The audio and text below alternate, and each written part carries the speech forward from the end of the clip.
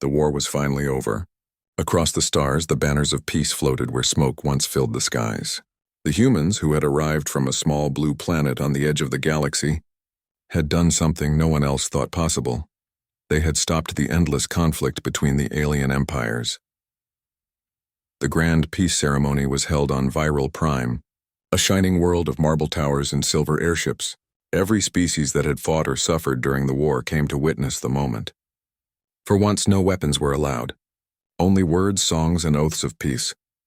Among the guests stood Captain Aaron Wells, a quiet human soldier wearing a simple black uniform with a single silver emblem on his chest. He wasn't a famous hero. He didn't like attention, but his name was whispered with respect among soldiers.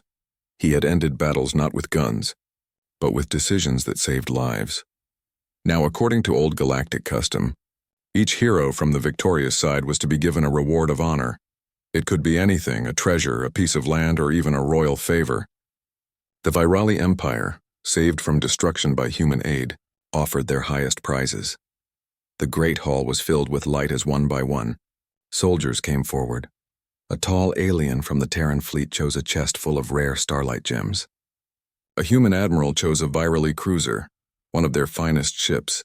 A scientist from Mars chose access to the Empire's secret library. And then, when Aaron's name was called, the hall went quiet. He stepped forward calmly, his boots echoing on the polished floor.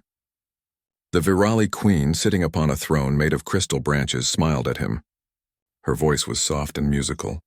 "Captain Aaron Wells," she said, "you have shown great mercy in battle, and wisdom beyond your years. The Empire owes you a debt. Name your reward, and it shall be given." All eyes turned to the human. Aaron looked up toward the royal family. There were 3 princes and 2 princesses standing beside the queen. 4 of them were tall, elegant, and glowing with health, the pride of the Virali race. And then, at the far end of the dais, almost hidden behind a curtain, stood the youngest. She was small, pale, and thin. Her silver eyes were dull, her steps slow. Everyone knew her, Princess Lyra, the weak one, born sickly and fragile. She rarely appeared in public. Some even whispered she would not live long. Aaron pointed toward her. "I choose her," he said clearly. The entire hall fell silent. Even the queen froze, unsure she had heard correctly. "I beg your pardon?" she asked softly. Aaron didn't change expression. "I choose Princess Lyra as my reward." Gasps filled the air. The royal advisors began whispering to each other. Some laughed in disbelief. Others looked offended. The Virali crown prince took a step forward, his voice sharp. "Human, this is no place for jokes. The princess is not suited for such honors. Choose again." Aaron shook his head slowly. "No, my choice is final." The queen's smile faded. "You would take our weakest child as your prize?" Aaron's voice was calm, but his eyes held something deep, something that made the aliens uneasy. "Because I know who she really is." The words echoed through the hall like a quiet thunder. No one understood what he meant. Some thought it was pity. Others thought humans were simply strange creatures ruled by emotion instead of logic. But Aaron did not explain further. He bowed respectfully, and the ceremony continued in awkward silence. When it was over, the royal family gathered privately. Inside the royal chamber, Lyra sat in silence as her mother and brothers argued. "He can't be serious," said the eldest prince.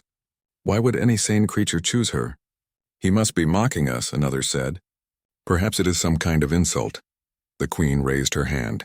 "Enough, humans are unpredictable, yes. But they have earned our respect. If Captain Wells truly wishes to take Lyra, we cannot refuse without dishonor." Lyra lowered her eyes. She had been silent through all of it. Her body was weak, but her mind was sharp. For years she had lived quietly, studying sciences and crystals while her family fought wars. She had never been outside the palace walls. Now a strange human wanted to take her away, and she had no idea why. "Mother," she finally whispered, her voice barely audible. "May I speak to him before the journey?" The queen nodded. "You may. But remember, you are still Virali royalty. Do not show fear." The first meeting, Aaron stood by the palace gardens when Lyra arrived, escorted by 2 guards. The night sky was filled with twin moons and drifting petals from the silver trees. He turned when he heard her soft footsteps. "Your Highness," he greeted politely. She studied him quietly. The human looked nothing like the alien soldiers she had seen before. His face was calm, his eyes kind, and there was a quiet warmth about him, as if he carried peace wherever he went. "I don't understand," she said finally. "You could have chosen gold, ships, or titles. Why me?" Aaron smiled faintly. "Because I know what you are capable of, Princess." Lyra frowned. "Capable of? I am frail. I'm not trained in politics or battle. Even my own people call me a shadow." He looked at her with gentle eyes. "That's what they see. But I've read your work." She blinked in confusion. "My work?" Aaron nodded.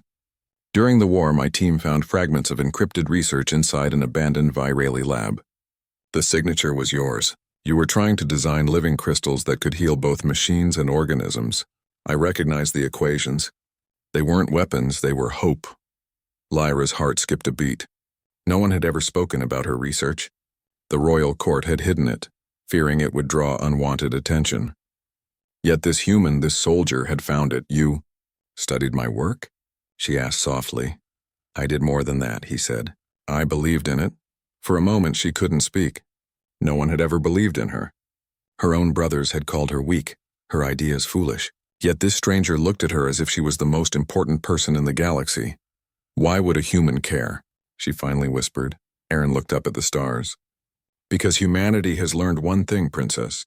Sometimes the quietest minds hold the loudest answers. The war ended, but the wounds of the galaxy remain. You can help heal them. I just want to make sure you're free to do it." Her throat tightened. She wanted to ask more, but the guards approached, signaling it was time to leave. Aaron bowed respectfully. "I will wait for you aboard my ship tomorrow." "Take your time, Your Highness." As he turned away, Lyra called after him. "Captain Wells, you are strange," he smiled over his shoulder. "Humans usually are." Departure. The next morning, the sky over Viral Prime glowed gold. The Queen herself escorted Lyra to the human vessel. The ship was smaller than the grand alien cruisers, built with simple steel and blue lights. As Lyra stepped aboard, she felt a mix of fear and curiosity. The air smelled of oil and sunlight. Human engineers nodded respectfully to her. No one looked at her with pity. Aaron met her at the airlock. "Welcome to the Solace," he said warmly. "Solace," she repeated. "A fitting name for a ship taking away a princess who does not belong." "You'll find that belonging is not about bloodlines," he said gently. "It's about purpose." The engines roared softly as the ship lifted off. Lyra looked out the window and saw her world shrinking below her. A tear slipped from her eye, but she wiped it quickly before anyone saw. Aaron noticed but said nothing. Instead, he offered her a seat by the viewport. "You'll be safe here," he said. "We'll head to a medical facility orbiting Earth. It's quiet there, away from politics and noise. You can rest and perhaps continue your work." She turned to him, surprised. "You mean, you want me to keep working?" "Of course," he said. "Your mind is too valuable to waste. You wanted to heal the galaxy. Let's start with you." For a long time, Lyra didn't reply. The hum of the engines filled the silence. She gazed at the stars outside, the endless ocean of light. Maybe, just maybe, this strange human saw something in her that she had forgotten to see in herself. Later that night, as the ship sailed through the darkness, Aaron stood alone in the observation deck. He looked at the file he had kept since the war. Project Lyra, Biocrystal Healing Systems. He had known the truth for a long time. The weak princess was not weak at all. She was a genius who had been silenced by her own people's fear. Her inventions could change the future of countless worlds. He whispered to himself, "You're not a prize, princess. You're the key to saving them all." The Solace drifted silently through the stars. Its silver hull reflected the glow of distant suns, carrying two unlikely travelers, a human soldier and a fragile alien princess, toward a new beginning. Captain Aaron Wells stood on the bridge, watching the endless sky.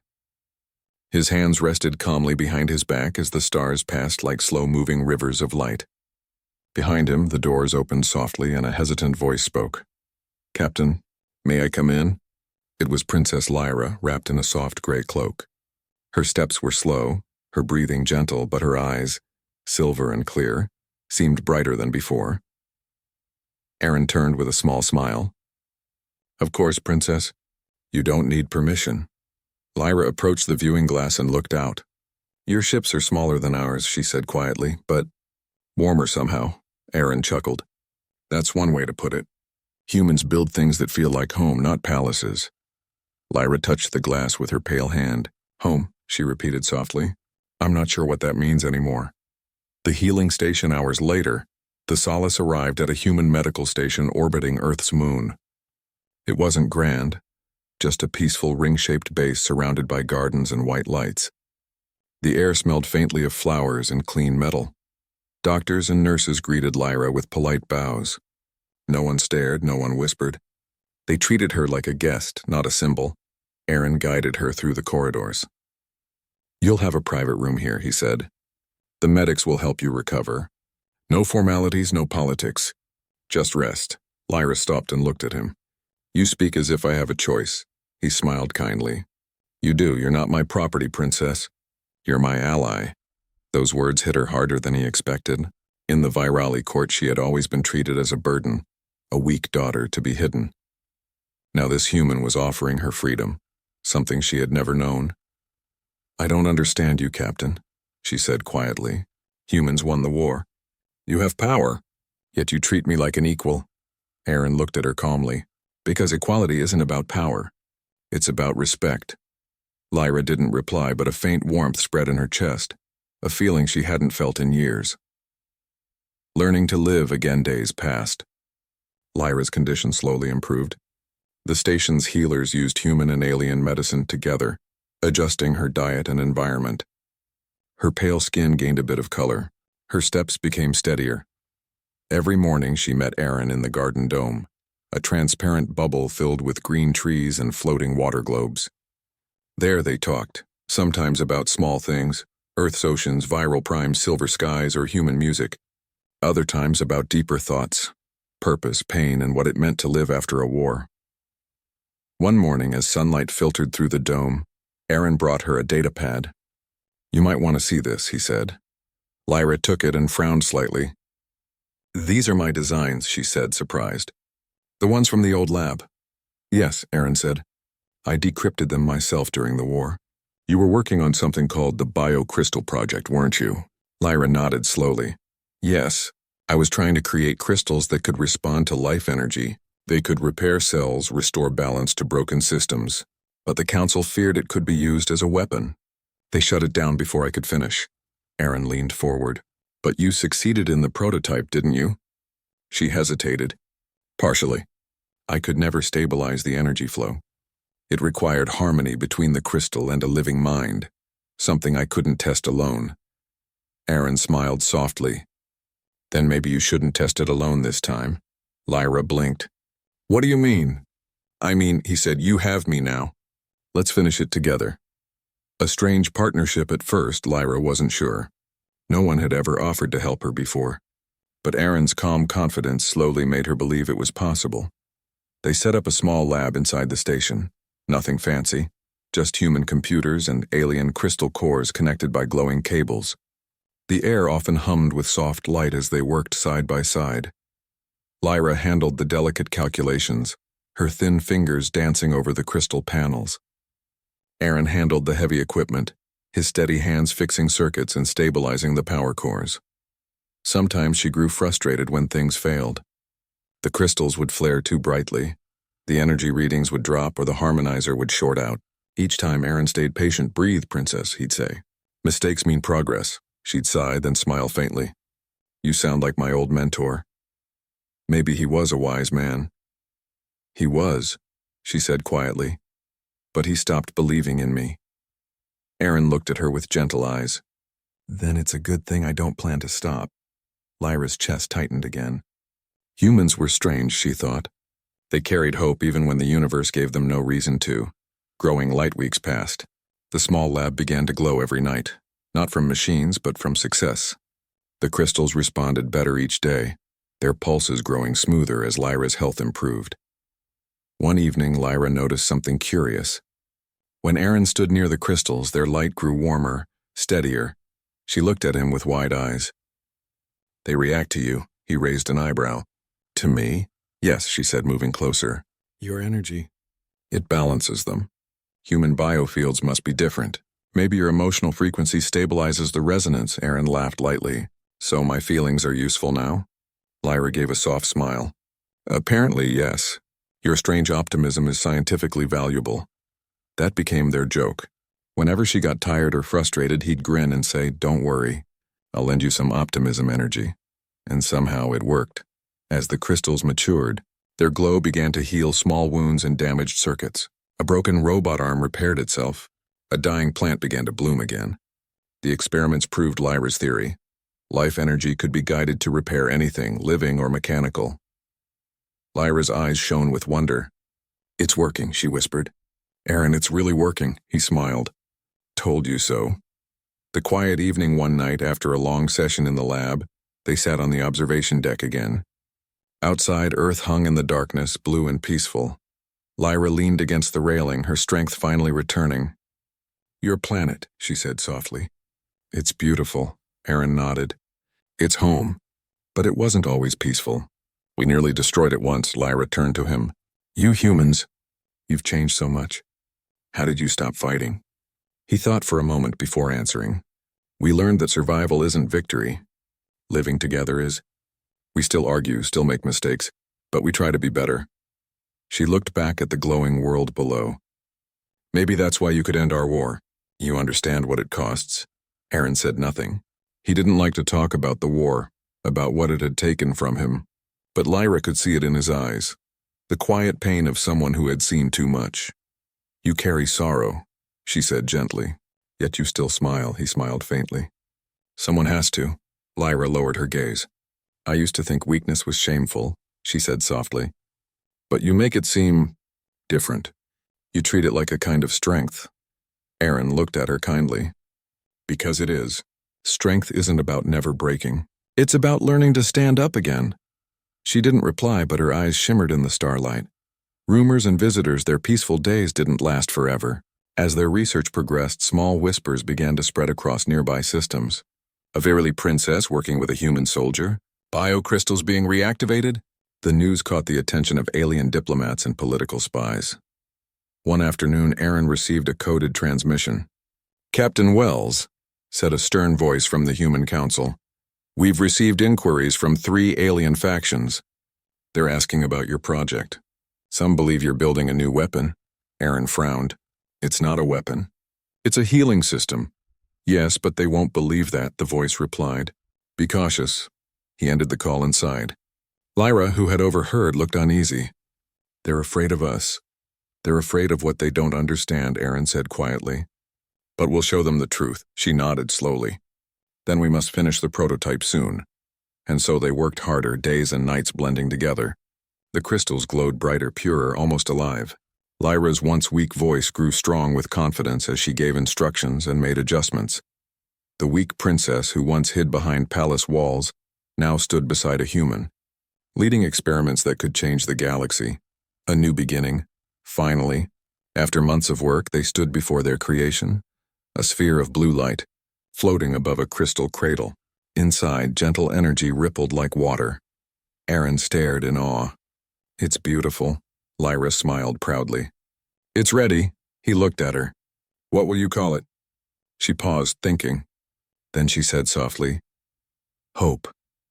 The word hung in the air, simple yet powerful. That night, as the station's lights dimmed, Lyra sat by the window, watching the stars. She thought about everything, her family, her planet, her years of silence. For the first time in her life, she didn't feel weak. She felt alive. The solace hung quietly above the moon, its soft lights glowing in the darkness. Inside the orbiting medical station, 2 figures stood before a sphere of living blue energy, the first biocrystal core ever completed. Captain Aaron Wells watched the gentle light with calm pride, while Princess Lyra Viral looked at it as if it were her child. The light reflected in her silver eyes, making them shine brighter than ever before. "It's responding perfectly," she whispered. "Stabilization at 98%. No energy leaks," Aaron nodded. "So, it's alive," Lyra smiled faintly. "In a way, it feels the emotions of those near it. When we are calm, it stays calm. When we argue, it flickers," Aaron chuckled. "Then I'll try to stay calm for its sake." They laughed softly, and for a brief moment the galaxy's troubles felt far away.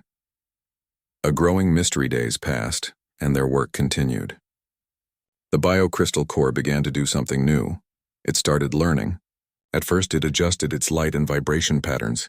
Then one morning it repaired a broken energy conduit on its own. Lyra stared at the readings in disbelief. It fixed the damage automatically. Without command, Aaron frowned slightly. You mean it understood what needed to be done? Yes, she said. It sensed imbalance in the power flow and corrected it. Aaron crossed his arms, impressed. So it's not just alive and it's intelligent. Lyra shook her head softly. Not intelligent like us. More like empathetic. It understands pain and balance. That's how it heals. Aaron looked at her curiously. Like you, she looked up, startled. Like me, he smiled. You sense pain in others too, don't you? That's why your crystals work. They reflect you. For a moment, Lyra didn't speak. She turned back to the core, her hand brushing the smooth surface. Maybe, she said softly. Maybe it was waiting for someone who could feel. The message from the stars, their quiet progress, didn't go unnoticed. One morning, as Aaron reviewed transmissions, a red warning appeared on his screen. Incoming encrypted message, unknown origin. He played it. The hologram that appeared showed a tall alien with golden armor and cold eyes. I am Lord Valen of the Arcan Alliance, the voice said. We have heard of your biocrystal experiments. The galaxy forbids such hybrid technologies. Cease your work immediately or face consequences. Aaron narrowed his eyes. Consequences, he muttered. Always the same threat. Lyra stepped beside him. The Arcan fear change, she said quietly. They see every new idea as danger. He looked at her. Do you think they'll act on it? Lyra hesitated. If they believe we can reshape energy, yes. They will not risk humans having such power. Aaron leaned back in his chair, thinking. Then we need to show them the truth before they twist it.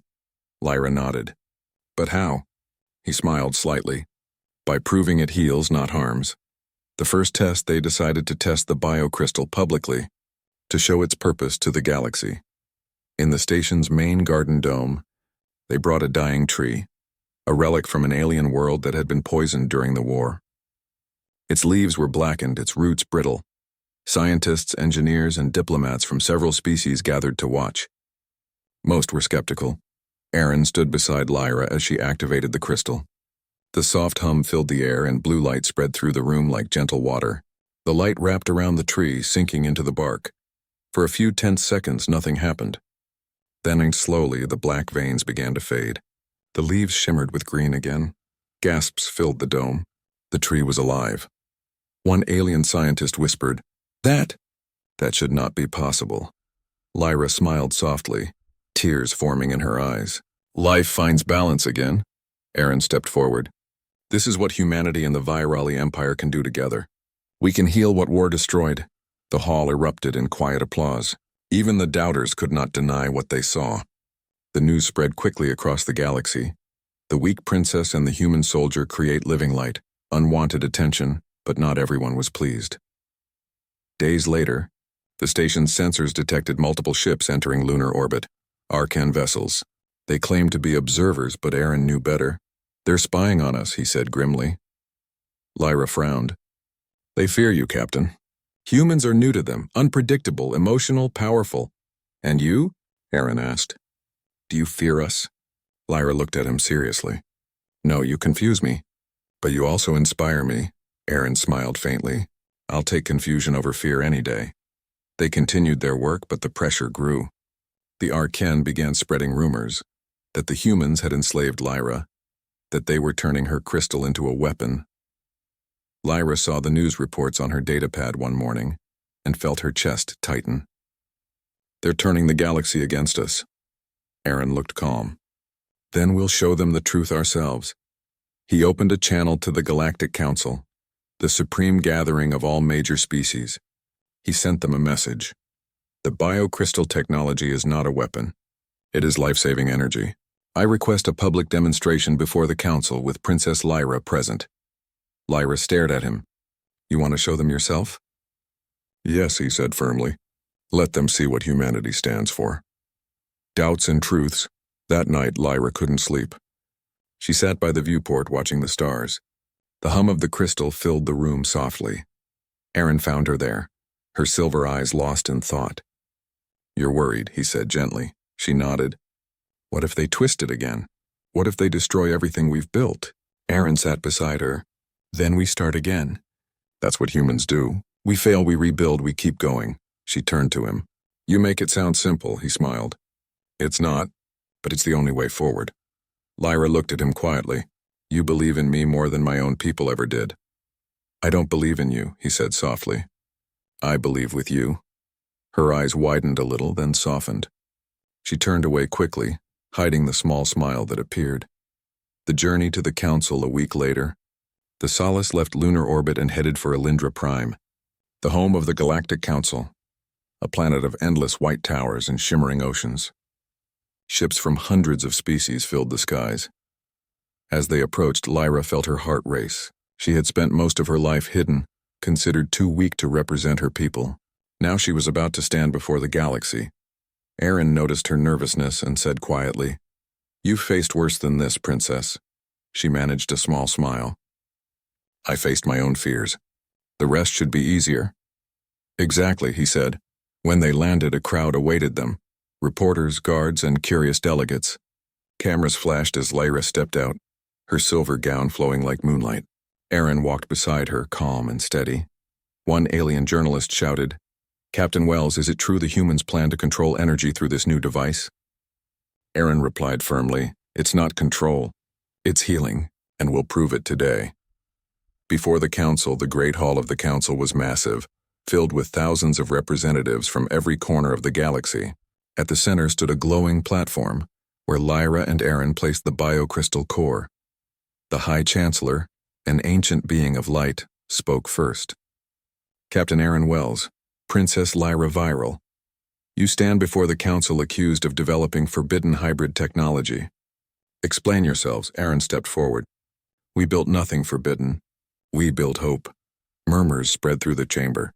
He continued, "This crystal combines human engineering and Virali empathy. It restores life, it heals. It can save dying worlds," an Arcan representative interrupted, sneering. "Or destroy them if you choose." Lyra took a deep breath and spoke for the first time. Her voice was clear, stronger than ever. "You fear what you do not understand. This crystal responds to emotion.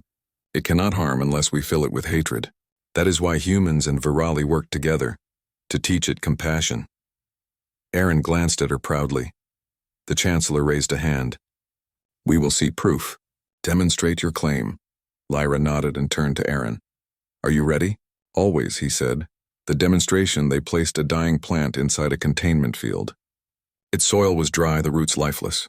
Lyra activated the crystal. Blue light spread slowly, surrounding the plant. At first, nothing happened. Then the lights flickered. The energy became unstable. A technician shouted, "It's overloading." Lyra looked panicked. Someone tampered with it. Aaron saw sparks from the control unit. Sabotage. Without hesitation, he rushed forward, pulling the wires and stabilizing the power manually. His arm burned from the feedback, but he kept going. Lyra shouted, "Aaron, stop. You'll be hurt." He gritted his teeth. "I told you, humans don't stop." The room watched in silence as he stabilized the flow. The blue light steadied, then spread across the plant. Slowly, green leaves began to unfurl again. A wave of soft gasps filled the hall. The once dying plant now glowed with life. Aaron fell to one knee, breathing hard but smiling. "See? Healing. Not harm." Lyra ran to him, holding his hand tightly. "You fool," she whispered, her voice trembling. "You risked yourself," he smiled faintly. "Worth it." The council chamber fell silent. Then the Chancellor stood. "The proof is clear. The technology heals and the intent is pure." Even some Arcan delegates lowered their heads in respect. The light of hope later that evening. The council announced its decision. The biocrystal project would continue under joint human-Virali guidance. Its use would be restricted to peaceful purposes: medicine, ecology, and restoration. Reporters surrounded Lyra and Aaron, asking endless questions. But when one asked, "Captain, why did you choose her in the first place?" Aaron only smiled and said, "The Solace floated in orbit above a quiet blue world, a neutral planet used for peace meetings between different alien races. It was there that Captain Aaron Wells and Princess Lyra were invited to present their invention, the Hope Crystal. But Aaron had a feeling something was wrong. From the moment they arrived, the atmosphere felt tense. The station guards were heavily armed. Representatives from half a dozen alien worlds gathered in silence, whispering behind closed doors. The air smelled of suspicion. Lyra stood beside Aaron, her silver eyes calm but alert. She had changed so much from the frail princess he once rescued. Her voice steady, her movements graceful, her mind sharp as crystal. But deep down she knew the meeting could decide everything. "Are you ready?" Aaron asked quietly. Lyra looked at the glowing orb in her hands. "Yes," she said softly, "but I don't think they are." The Council of Fear, the council chamber, was vast, a circular hall filled with alien leaders, each sitting behind shimmering energy walls. Holograms of translators floated above them, repeating words in hundreds of tongues. In the center, under bright lights, stood Aaron and Lyra, human soldier and alien princess, side by side. The High Speaker, a tall creature with skin like metal, spoke first. "Princess Lyra of Viral Prime, you are accused of developing an energy weapon disguised as a healing device. Do you deny this?" Lyra lifted her chin. "I do. The Hope Crystal is not a weapon. It restores life energy. It heals, not harms." Murmurs spread through the hall. The High Speaker's eyes glowed coldly. "You expect us to believe that? A weapon of such power could destroy planets if misused." Aaron stepped forward. "If you don't trust words, then trust proof," he said. "We'll demonstrate what it can do." The council hesitated. Then the High Speaker waved a hand. "Proceed." The demonstration, a wounded creature was brought into the hall, a soldier from the last war, one leg damaged beyond repair. His breathing was shallow, his skin gray. Lyra held the Hope Crystal gently above him. The orb began to glow, soft blue at first, then brighter, pulsing with warmth. The light spread over the wounded alien, wrapping him in a calm, living aura. Seconds passed. The alien gasped. His damaged leg began to heal, tissue reforming, metal fusing with bone. The pain faded from his face, replaced by shock. When the light vanished, he stood on both feet again, trembling. It's gone." "The pain is gone," gasps filled the hall.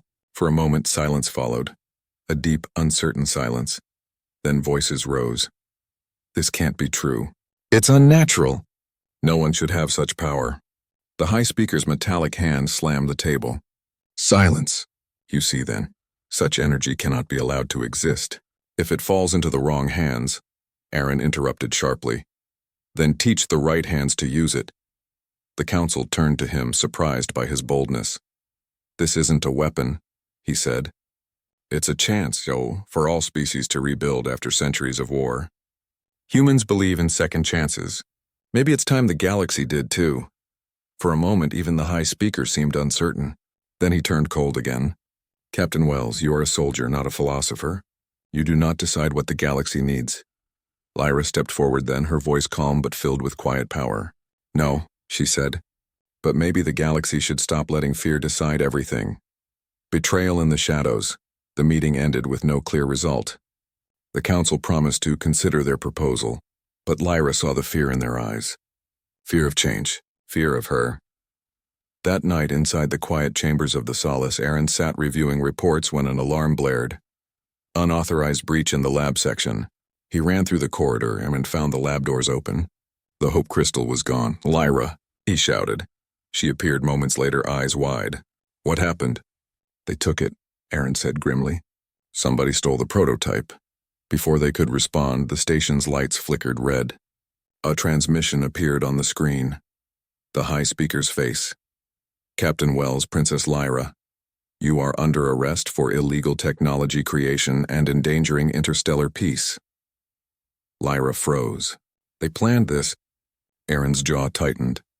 "We need to get out of here." Explosions shook the ship as defense drones surrounded the docking bay. Aaron grabbed his blaster and turned to Lyra. "I'll hold them off. Get to the control room and override the hangar lock." She looked at him in fear. "No, Aaron," he smiled faintly. "You wanted to prove you were strong, right? Then go. Finish this." The escape. The corridors burned with red light as alarms wailed.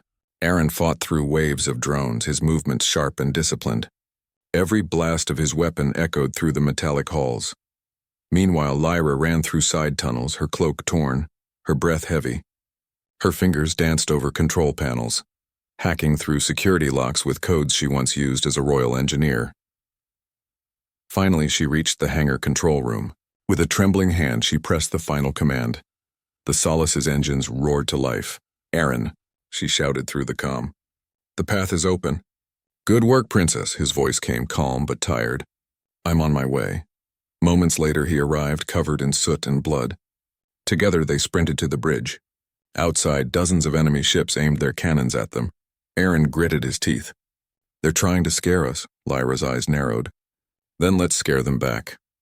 She placed her hand on the secondary control, and the ship's energy shields flared, powered by a hidden crystal fragment she had secretly saved. Blue light surrounded them like wings of flame. The Solace blasted through the blockade and jumped to light speed, vanishing into the endless dark. In hiding, they landed days later on a deserted moon, barren, silent, surrounded by glowing dust. The ship was damaged but functional. There they finally rested. Aaron treated his wounds quietly while Lyra sat across from him staring at the stars. "We can't run forever," she said softly. "I know," he replied, "but we can choose when to stop." Lyra turned toward him. "They'll keep hunting us. To them I'm a danger. To some you're a traitor." Aaron smiled faintly. "Then we'll just have to prove them wrong." She looked down, her voice trembling. "You could leave me here. You'd be safe." "Not happening," he said simply. "You think I picked you as my reward because I wanted protection? I chose you because I believed in who you are, even when you didn't." Lyra's throat tightened. "You knew," she whispered. "You knew I wasn't weak." Aaron nodded slowly. "From the start." The rising storm over the next few weeks, they began rebuilding the prototype in secret. Lyra used her fragment of the Hope Crystal, combining it with human tech. It took endless nights and countless failures, but eventually, the crystal began to glow again, brighter, stronger, alive. But they weren't alone anymore. Human patrols and alien scouts began to appear near the moon. Someone had leaked their location. Aaron could feel it in his gut. A storm was coming. One night, while Lyra calibrated the crystal, Aaron stood watch outside the ship. He saw lights in the sky, hundreds of them, warships. He ran inside. "Lyra, they found us." She froze. "Who?" "Everyone," he said grimly. "Human command. Alien fleets. The Council. They're all here." Lyra's voice trembled. "What will we do?" Aaron looked at the glowing crystal. "We show them the truth. No more hiding. The choice is the fleet surrounded the moon, thousands of weapons locked on the Solace." A transmission came through. The high speaker again. "Princess Lyra, surrender the crystal, and we will spare your lives." Lyra looked at Aaron. "If we refuse?" "They'll destroy us," he said quietly. She turned to the crystal, glowing, humming softly like a heartbeat. Then she smiled. "Then let them see what this really is." Before Aaron could stop her, she walked outside, into the open plain, carrying the Hope Crystal in her hands. The soldiers on every ship watched as her figure appeared on their screens. Small, fragile but unbroken, her voice echoed through the comm channels. "I was born weak," she said, hidden away by those who thought strength was cruelty and weakness was shame. "But I have learned that kindness is strength, that healing is not surrender, it is power." She raised the crystal above her head. Its light spread outward, not as a weapon, but as warmth. Across the fleets, wounded soldiers felt their pain fade. Machines stopped firing. Circuits that were broken came back to life. The energy moved through space like a wave of calm, silencing the battlefield. Aaron watched from the ship, awe in his eyes.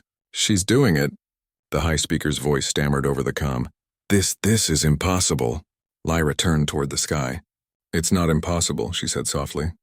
"It's just human." The light that united, the wave of light spread farther than anyone expected, reaching ships, colonies, and even distant worlds. Diseases vanished. Broken systems healed. The war-born scars of centuries began to fade. When the glow finally dimmed, silence filled the galaxy. For the first time in history, every species, human and alien, shared the same feeling: peace. Aaron ran to Lyra as she collapsed, weak but smiling. "You did it," he said, catching her gently. Her voice was soft. "We did it." He held her close, watching the stars pulse with soft blue light. The weakest princess in the galaxy had just healed it. The galaxy had never been so silent. Ships hovered over worlds, their weapons still. Alien soldiers and humans alike stared at the afterglow of the Hope Crystal. Blue light pulsed softly across planets and stations, healing wounds, fixing broken machines, and calming hearts that had known only war. On the small moon where it all began, Captain Aaron Wells held Princess Lyra in his arms. She was pale and weak, but her silver eyes shone brighter than ever. The glow of the crystal still surrounded her like a protective halo. "You were amazing," Aaron whispered, brushing a strand of hair from her face. Lyra smiled faintly. "We were amazing," she corrected. "Without you, I wouldn't have had the courage to show them." Aaron shook his head. "No, it was you. I just made sure you didn't get stopped." She looked at him, a new strength in her expression. "I was always meant to do this. You just believed in me." The Council responds across the galaxy. The Galactic Council convened in an emergency session. The High Speaker floated above the assembly, his metallic face reflecting the blue glow now seen across their halls. "Captain Wells, Princess Lyra, you have done what no one thought possible," he said, his voice trembling. "You have demonstrated that compassion and courage are more powerful than any weapon." Aaron stood beside Lyra, quiet as ever. Lyra's voice, however, filled the chamber. "People feared what they did not understand," she said softly. "I was considered weak. I was hidden. But strength is not about dominance, it is about care. It is about healing, not harming." Delegates murmured among themselves. Some of the Arcan delegates, previously filled with fear, lowered their heads. Others whispered in shock. The Council voted unanimously. The Hope Crystal Project would be protected, studied, and shared for peaceful purposes. Human and Virali scientists would lead the research together. For the first time, Lyra felt the weight of her people's approval.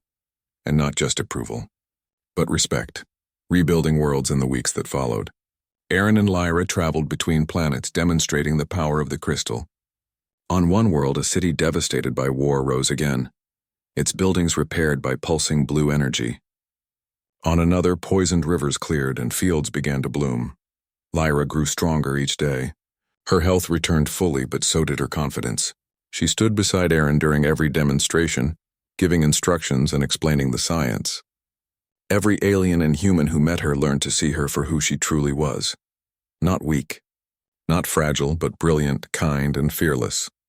During one demonstration, a young alien girl asked, "Princess Lyra, are you really a princess?" Lyra knelt to the child's level, smiling softly. "I am, but a title does not define me.